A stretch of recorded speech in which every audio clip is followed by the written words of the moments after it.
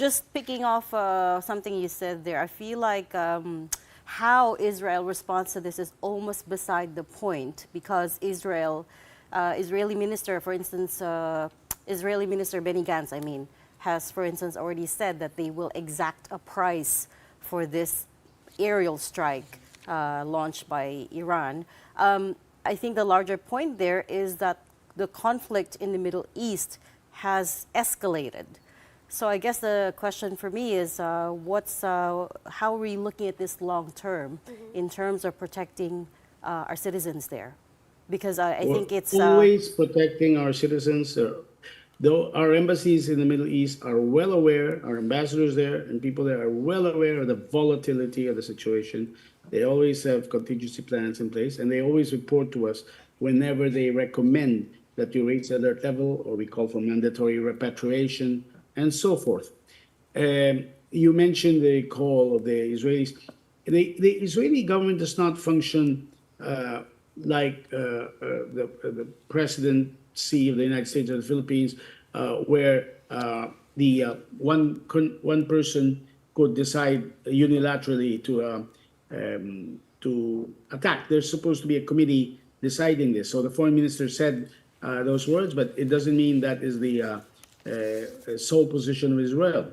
In other words, it is still possible that in the end that they will not exact measures the way we would anticipate, such as an actual invasion or actual launching of missiles or bombing.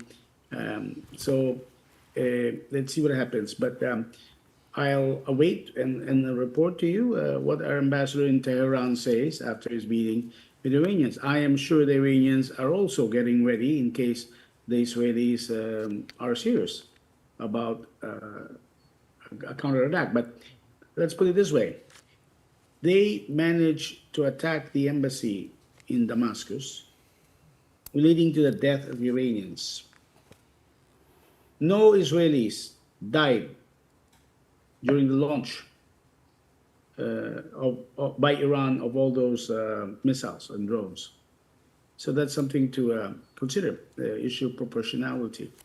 And it's a very volatile situation. We need a resolution to the conflict. Let's remember there are seafarers being hostage by the Houthis in Yemen, and they're not going to be released until there's peace or there's a cessation of hostilities between in Gaza, until the attacks against the Palestinians in Gaza stop. So it behooves upon all peoples in the region to try to resolve this peacefully instead of escalating already a situation, a bad situation further.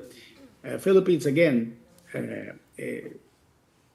is friendly to all these countries, and the presence of our overseas Filipinos is actually an asset because it gives a positive image for these governments of our country, and they become more willing to assist our country because of their high regard for the Philippine nationals who live with them or work in their countries. So we thank our kababayans as well for that. And then just very quickly, you brought it up already, Usec De Vega, the seamen who were captured by the Houthi rebels, no hope in the near future of getting them released? Okay, there's 17. I'm always hopeful, but right now it's not possible to get them released because there's still a war in Gaza. However, at least we're able to monitor how they are, and their families here receive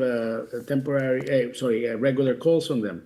Now we have also the other ship, which was taken by the Iranians, the MSC Aries, which has 4 seafarers. But there are indications that they will be released because soon, because they were not taken as a political message. I mean, they're not being used as hostages or anything. So we can be optimistic in that.